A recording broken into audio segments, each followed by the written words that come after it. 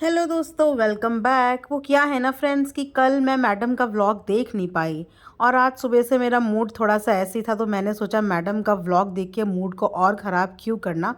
तो अब थोड़ा सा मैंने मैडम का व्लॉग देखा। व्लॉग देखने के बाद मैं लिटरली रह नहीं पाई रिएक्शन देने से। जिन्होंने वो व्लॉग देखा होगा वो समझ सकते हैं कि मैं क्यों नहीं रोक पाई अपने आप को रिएक्शन देने से। तो आज व्लॉग के अंदर की बात बाद में करेंगे, पहले व्लॉग के बाहर की बात कर लेते हैं। अब आप बाहर सोच रहे होंगे कि बाहर से मेरा मतलब अरे बहुत बाहर से नहीं, घर के बाहर से नहीं, मेरा मतलब है कि व्लॉग के थंबनेल से आज हम लोग बात करते हैं। वैसे तो ब्लॉग के अंदर आगे बहुत ब्लंडर्स हैं, बट हम लोग शुरू से बात करेंगे। और शुरू कहाँ से होता है? मैडम के थंबनेल से। तो आज थंबनेल से हम लोग स्टार्ट करेंगे। तो व्लॉग को प्लीज़ वीडियो को एंड तक ज़रूर देखना और लाइक ज़रूर करा करो। कम से कम मैडम और डब्बा की वीडियोज़ और व्लॉग्स में, पॉडकास्ट में तो ज़रूर लाइक किया करो, बिकॉज लाइक देखे बिना ना मज़ा सा नहीं आता। तो लाइक ज़रूर करा करो। सो दोस्तों चलो शुरू करते हैं। सबसे पहले मैडम के थंबनेल के एक बेहतरीन कैप्शन से।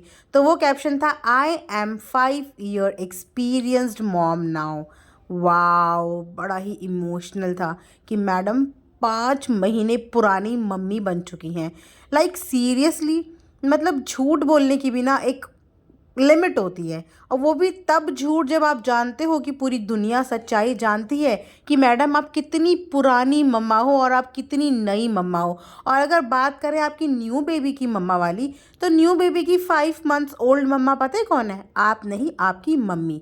क्योंकि आपकी मम्मी ने ही उसको 5 महीने से संभाला है। वो अलग बात है कि मैडम ने कभी अपनी मम्मी की वो फुटेजेस, वो वीडियोस दिखाई नहीं, लेकिन सच तो यही है। क्योंकि अब सच धीरे धीरे वीडियोस में देख के समझ में आ रहा है कि मैक्सिमम टाइम्स वो बेबी जो है अपनी नानी यानी कि नैनी नानी के पास ही रहता है, मैडम के पास नहीं रहता।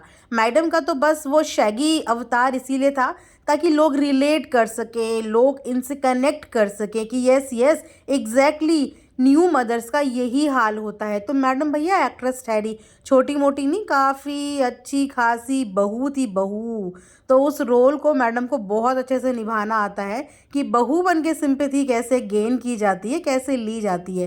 तो मैडम का जो वो अवतार था वो जस्ट बिकॉज मैडम अपने आप को कनेक्ट करवाना चाहती थी एक आम जनता के साथ। बाकी पीछे जो 5 months की एक्सपीरियंस मदर है ना, जो अभी की जर्नी की है, वो मैडम नहीं, मैडम की मम्मा है, यानी कि उनकी mother.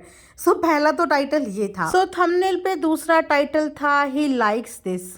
Like really? Oh oh yes yes yes, जनाब तो डेफिनेटली लाइक्स दिस बिकॉज जनाब हैज़ नो ऑप्शन लेफ्ट। उनको तो ये लाइक करना ही पड़ेगा, है ना।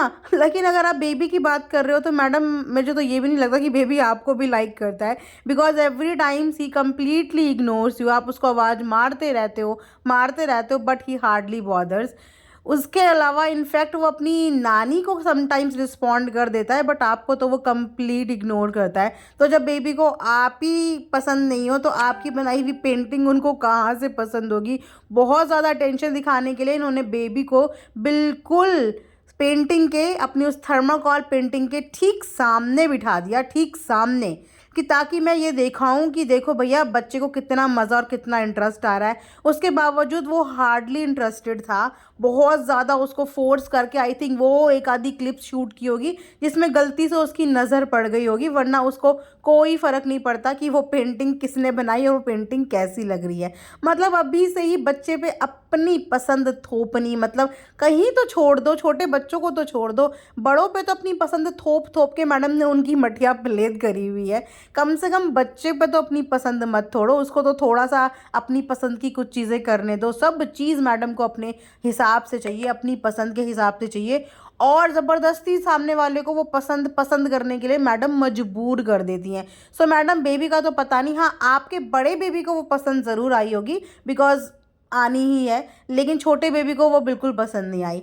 और उसके बाद मैडम का एक और था, वो था मैडम का टीवी वाला तो इसमें भी मैडम ने इतना बड़ा ब्लंडर किया है। मतलब दोस्तों आज ना मुझे मतलब this is the first time कि मैडम के व्लॉग के अंदर घुस के चीज़ें ढूंढनी ही नहीं पड़ी। थंबनेल से सब कुछ मैडम ने टाइटल में बता दिया था कि गाइस बिल्कुल मेहनत मत करना, मैंने पहले ही सब जगह से आपको बता दिया है, सिर्फ इन पोर्शन को देखना और आपको खुद ही रिएक्शन के सारे एनालिस्टिक्स मिल जाएंगे। So thank you so much madam कि आपने आज हमारा काम इतना आसान कर दिया। दूसरी बात करते हैं मैडम के टीवी की, जिसपे मैडम ने बोला कि मैं एक मिलिट्रियन फैमिली से बिलोंग करती थी, एक डिफेंस फैमिली से बिलोंग करती थी। मैडम प्लीज़ आप तो ये बात मत बोलिए, बिकॉज डिफेंस फैमिली से जो लोग बिलोंग करते हैं ना उनके अंदर पंक्चुअलिटी और डिसिप्लिन सबसे पहले होता है, जो कि आपके अंदर दूर दूर दूर दूर तक नहीं है। तो अगर आपने डिफेंस फैमिली से सीखा तो ये सीखा कि भैया टीवी कभी भी लिविंग रूम में नहीं होता, बिकॉज मैं एक फ़ौजी की बेटी थी, एक मिलिट्री की बेटी थी, और हमारे यहाँ टीवी लिविंग रूम में नहीं होता क्योंकि मुझे अच्छा सा नहीं लगता। कौन सी सेंचुरी में जीते हो यार, कहाँ से लाते हो ये बातें। मतलब आजकल घर घर नॉर्मल से नॉर्मल, मिडिल से मिडिल क्लास से लेकर किसी भी क्लास की बात कर लेना तो ड्राइंग रूम में ही लोग अपना टीवी आजकल फिट करवा रहे हैं। बेडरूम वाले दिन तो लग गए कि किसी ज़माना हुआ करता था कि लोग बेडरूम में लगाते थे। इनफैक्ट पहले के लोगों का ये सोचना होता था कि अगर हम बेडरूम में टीवी लगाते हैं तो फैमिली डिवाइड होती है, और हॉल एक ऐसी जगह होती है जहाँ पे बैठ के सब एक साथ टीवी देख सकते हैं। पता नहीं मैडम कौन से एरा की बात करती है, मतलब अजीब सी बात करती हैं। चलिए इन्हीं के बड़े टीवी की बात करते हैं, 84-85 इंची समथिंग लाइक दैट, कुछ ऐसा ही बोल रही थी और इतनी खुश हो रही थी जैसे लाइफ में पहली बार इतना बड़ा टीवी देख लिया हो। और उस टीवी में भी मैडम ने पचका किया कि एक क्लिप में तो मैडम ने वो टीवी लगाते हुए दिखाया कि देखो हमारे यहाँ टीवी इंस्टॉल हो गया है, अब हम बैठ के यहाँ पे देखेंगे झलक दिखला जा।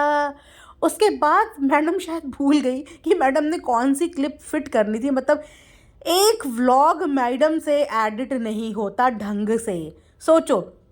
उसके बाद एक दूसरी क्लिप फिट करती हैं जिसमें वो बच्चे का कैरियर दिखा रही हैं और उसमें पीछे से टीवी गायब है। तो मतलब ये तो मैडम की पुअर एडिटिंग है कि उन्हें यही नहीं पता कि मुझे सीक्वेंस से चीज़ें कैसे लगानी है। तो ये मैडम का था पचका नंबर तीसरा। उसके बाद सबसे महत्वपूर्ण और सबसे बड़ा ब्लंडर जो इस पूरे व्लॉग की मेन थीम थी, पेंटिंग। कमेंट सेक्शन में बताना कि कितनों को मेरे बोलने से पहले ये ब्लंडर पता था कि पेंटिंग के अंदर कौन सा बहुत बड़ा ब्लंडर मैडम ने किया है। पता था फटाफट कमेंट सेक्शन में बताओ, क्योंकि उसके बाद मैं आप सबको बताने वाली हूँ कि उस पेंटिंग के अंदर कितना ज़्यादा फेकनेस और कितनी नौटंकी और ड्रामा एडिड था। सो दोस्तों जिस तरीके से मैडम ने पिछले 2-3 व्लॉग से उस पेंटिंग की इतनी हाइप बनाई हुई थी, मुझे भी ये इल्यूशन हो गया था कि कहीं मैडम इस चीज़ में प्रो तो नहीं है, because she was sounding like an experienced one. मुझे लगा पता नहीं मैडम बोल रही है मैंने कितने कार्टून्स बनाए हैं। हालांकि जब से मैंने मैडम को देखना शुरू करा है मैंने आज तक उनको कभी कोई कार्टून से स्केच करते हुए देखा नहीं है। This is the first time कि मैंने मैडम को कुछ ड्रॉ करते हुए देखा है। So I was also curious to know कि पता नहीं मैडम इस पर क्या कमाल धमाल करने वाली है। तो जैसे ही मैडम ने कल अपना शुरू किया आर्ट वर्क, सबसे पहले ही मुंह खोलते ही मैडम ने कर दिया सबसे बड़ा पचका।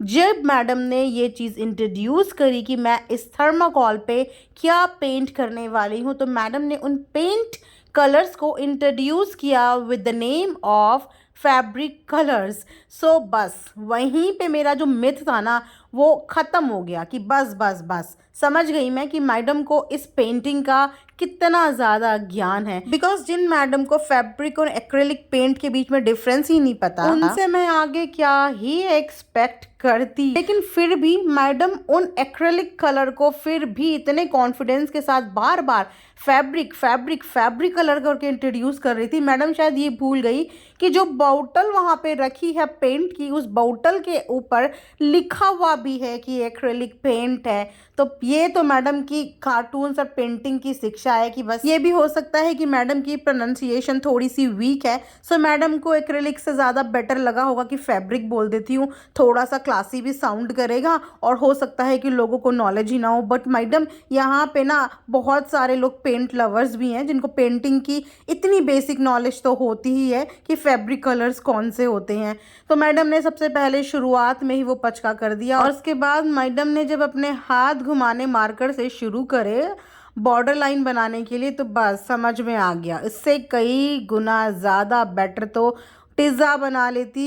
इतने छोटे छोटे प्रोजेक्ट्स तो आजकल 4th 5th क्लास के बच्चों को मिल जाते हैं क्राफ्ट में बनाने के लिए। तो मैडम इस तरीके से एक्सप्लेन कर रही थी कि जानिए दुनिया का सबसे खतरनाक और सबसे महंगी बिकने वाली पेंटिंग मैडम बना रही हैं। इस तरीके से एक्सप्लेन कर रही थी जैसे मैडम अपनी कुकिंग की रेसिपी नहीं करती हैं, उसी तरीके से इसको एक्सप्लेन कर रही थी। तो ये थे मैडम के सारे पचके। आप लोग ज़रूर बताना कि आप लोगों को आज का पॉडकास्ट कैसा लगा, एंजॉय किया तो वीडियो में कमेंट ज़रूर करना और थम्स अप ज़रूर देना। सो मिलते हैं नेक्स्ट वीडियो में, तब तक अपना ध्यान रखिए। Thanks for watching earth mom Dehradun.